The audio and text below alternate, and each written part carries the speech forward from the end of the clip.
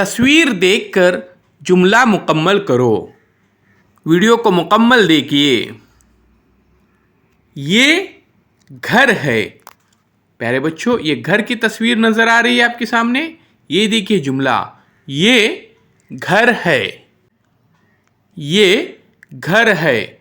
इसी तरह से आपको तस्वीरें दिए जाएंगे और आपको जुमला मुकम्मल करना है। ये तस्वीर फूल की है।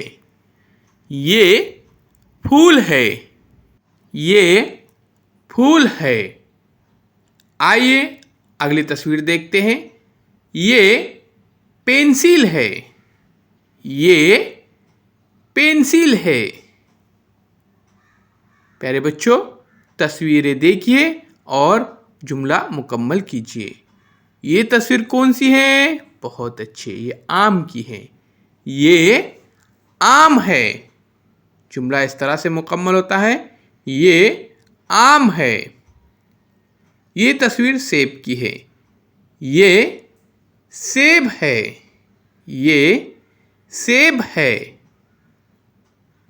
ये दरख्त है। ये दरख्त है।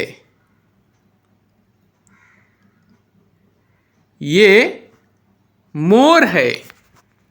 ये मोर है।